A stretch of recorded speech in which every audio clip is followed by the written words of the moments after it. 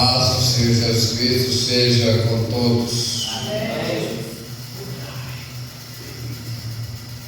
Nós iremos falar hoje, irei meditar com vocês hoje, um assunto bastante conhecido, sobre o nascimento de Jesus Cristo. A gente estuda, ouça as pessoas e leigos e as pessoas bem informadas, mas nós não temos uma informação exata do dia que Jesus Cristo nasceu e também pelo menos um mês em que ele nasceu. E alguns se diz setembro, outro diz entre setembro e outubro, e a gente vê na atualidade o Natal do mês de dezembro. Mas a gente não tem certeza de dia e mês, mas tem certeza que Jesus Cristo nasceu para ser o nosso Salvador. Isso nós podemos afirmar muito bem.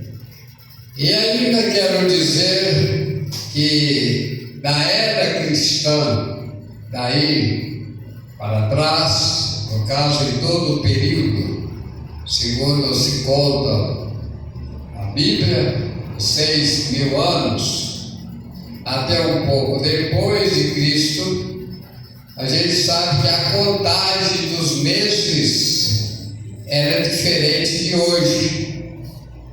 Aquele tempo, o primeiro mês do ano era o mês chamado mês de Abib, que corresponde a março e abril. E hoje o primeiro mês do ano, no calendário gregoriano, é janeiro. Primeiro mês do ano é janeiro. Então a gente percebe que houve muita mudança, como os meses eram de 30 dias, hoje é de 30, 31 e 28. Tá? Então houve mudanças, mas no nosso caso aqui que nós iremos falar, de fato, Jesus nasceu para ser o nosso Salvador. Então, nós temos aqui uma promessa que Deus nos fez antes da grande população da terra, daqueles que foram e os que estão, quando somente Adão e Eva estavam no Éden. Então, quando eles pecaram, Deus então apresenta a solução para que a partir deles, todos que nascessem neste planeta e até a vinda de nosso Senhor e Salvador Jesus Cristo, terão então o direito de se salvar. Então lá no Éden, umas expressões até um pouco meio difíceis de entender, quando ali está envolvido a serpente, a mulher e a semente de ambos os lados.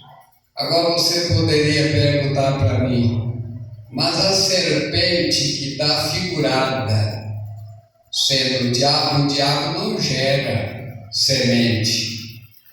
Mas a Bíblia diz que ele induziu, a Bíblia diz que ele veio, saiu, foi precipitado do céu à terra com a terceira parte dos anjos.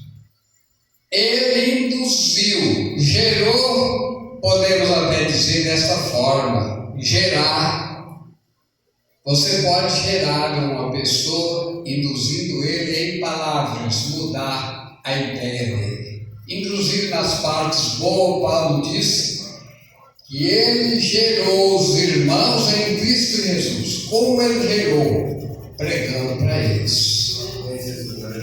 Então, veja bem, voltando ao caso. Então, o inimigo induziu os anjos vir com ele a terceira parte.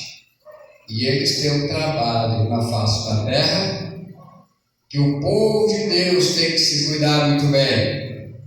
Então, veja bem, olha, porém inimizade entre ti e a mulher. Então a serpente, essa mulher aí, ela representa a igreja. E a serpente e os anjos caídos irão persegui-la. Agora a semente, eu volto a dizer, que aqui se diz no singular, semente, se referindo a Jesus Cristo. Veja bem, porém inimizade entre ti e a mulher, entre a tua semente e a sua semente. Esta semente que se refere a Cristo, esta te ferirá a cabeça, e tu lhe ferirá o calcanhar. A serpente, vocês sabem, que feriu o calcanhar, pensa comigo, é traição, vir por trás.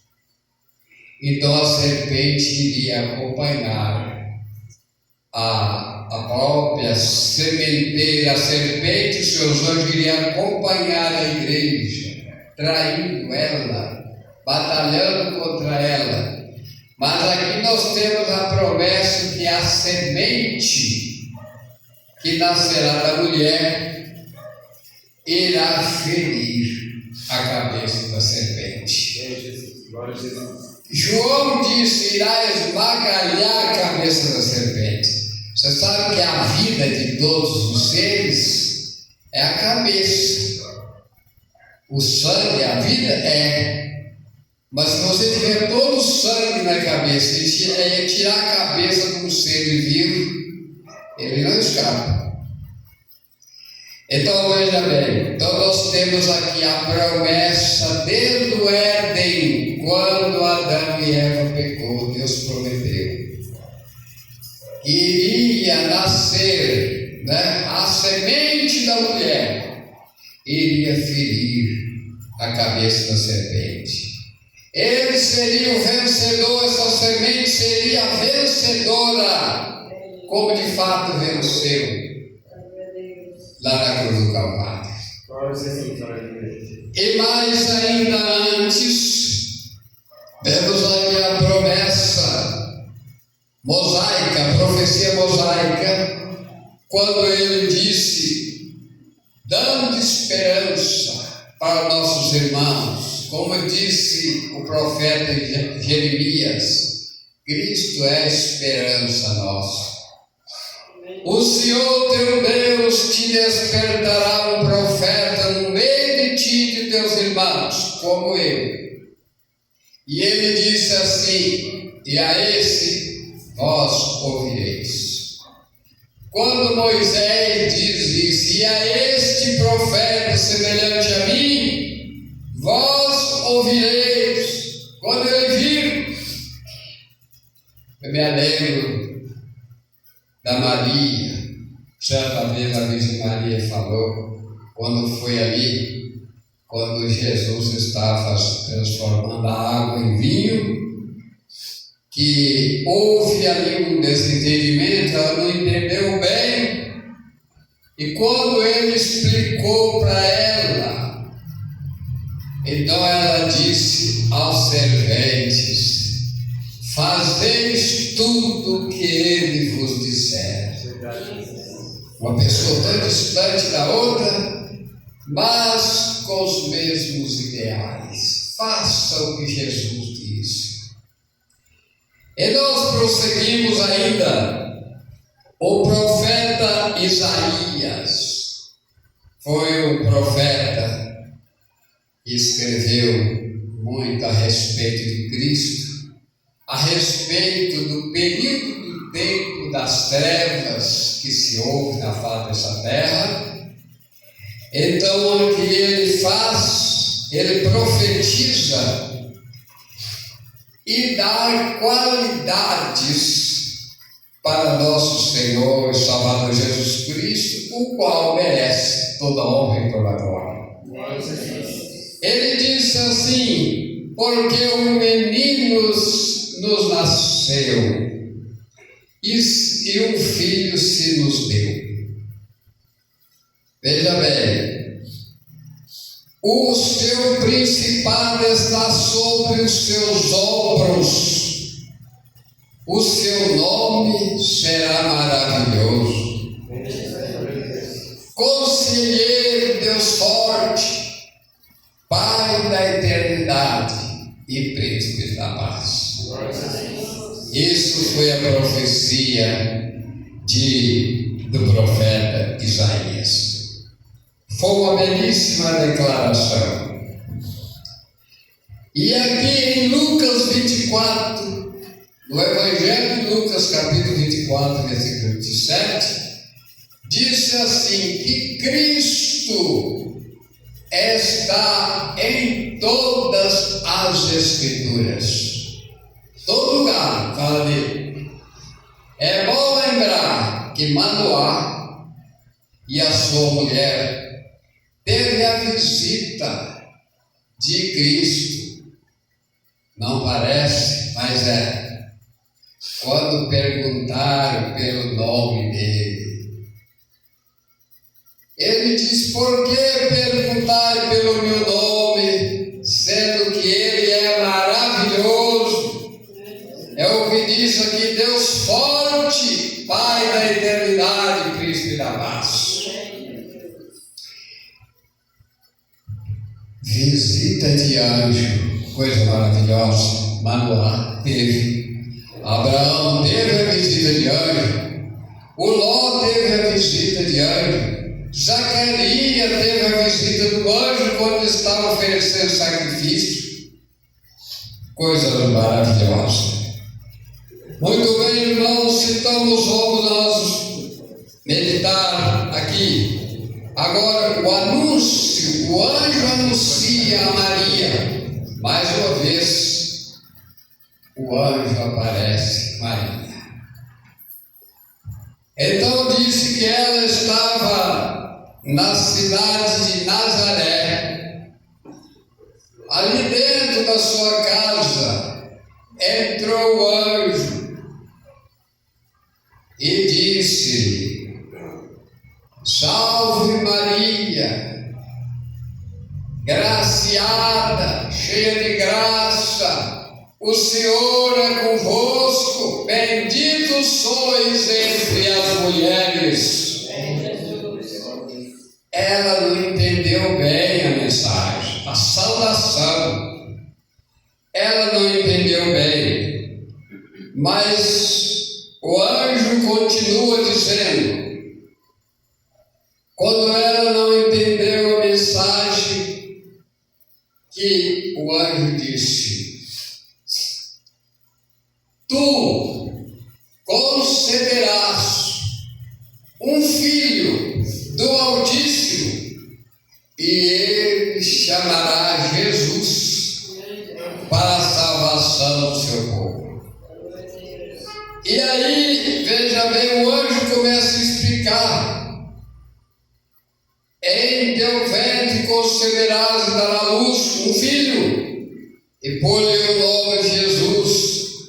Este será grande e será chamado Filho do Altíssimo, e o seu Deus lhe dará o trono de Davi.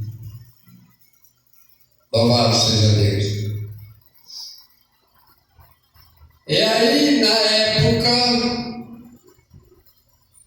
Maria então aceitou conforme ela disse para o anjo: eis-me aqui, faça segundo a tua palavra.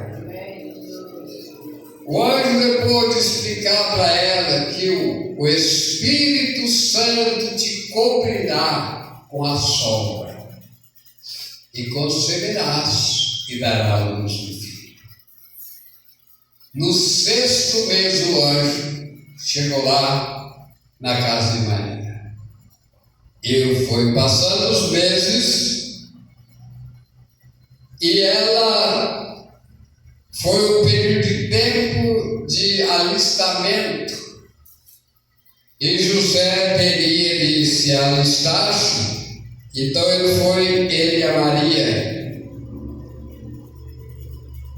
Chegando lá na região de Belém, onde é que ele tinha de fazer o alistamento, chegou os 9 meses de que a Maria então iria dar à luz um filho. Mas ainda eu quero dizer para vocês que as coisas certas e santas não são fáceis, elas são difíceis. Maria, segundo livros paralelos com a Bíblia, ela e José foram para fazer ali o alistamento em Belém, na Judeia, montado em jumentos, uma distância que teria de percorrer 150 quilômetros. A cavalo, não é isso? É bastante, não é isso? E quando ela chegou, mas o José, chegou então o tempo dela dar a luz, e deu a luz a Jesus. E ela, em volta dele, colocou panos, embrulhou ele em panos e deitou-lhe na manjedoura. Era um lugar que significa muito humilde, ali na manjedoura. Ainda o doutor Lucas escreve, porque não havia lugar para eles. Será que agora, no século quase 22, que é 21, ainda encontra-se lugar para Jesus? Então diz que não havia lugar para eles. E tinha os pastores naquela região apacentando as suas ovelhas tarde da noite. Volta a dizer, a presença dos anjos com as pessoas. Eu fico até pensando, tem que ser uma pessoa bastante de contrito a Deus, ou é então uma bondade por extremo, que Deus é bondoso para aparecer para as pessoas, né? Eles estavam lá apacentando as ovelhas, e diz que o anjo do Senhor veio sobre eles.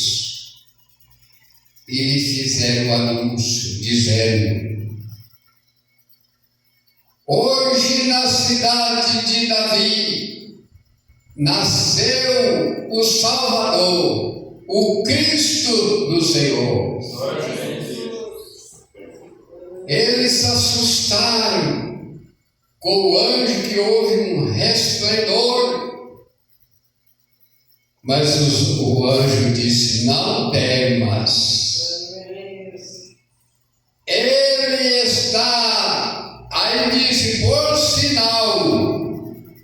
por sinal, nós podemos até pensar, essa identificação, por sinal, ele está em volta de panos, porque havia ricos, e às vezes não, que poderia identificar que é só Jesus é que estaria em volta de panos, e nenhuma criança mais, só ele. Vai lá, encontrará Jesus, por sinal, em volta de panos. E eles saíram, irmãos, para dar notícia, mas primeiramente eles foram lá ver e viram Jesus vai e volta dos panos conforme o anjo lhes disse. Chegando lá, viu, e agora eles foram anunciar para o povo sobre o nascimento de Jesus Cristo. Precisa sim que se anuncia realmente o Cristo dentre o povo, o Salvador do mundo, precisa de anunciar. E eles anunciaram, e as pessoas se alegraram por saber de que Jesus havia nascido. Coisa maravilhosa. Então, amados, nós também alegramos por isso, por saber toda a história de Cristo, não é isso?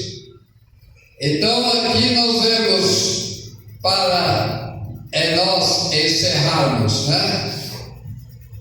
A conclusão. Veja bem, após o pecado foi anunciada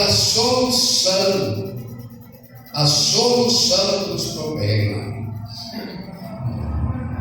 Vemos aqui, o Cristo iria vencer a serpente, ferindo a sua cabeça, para que nós tenhamos a nossa vitória. Glória seja Deus.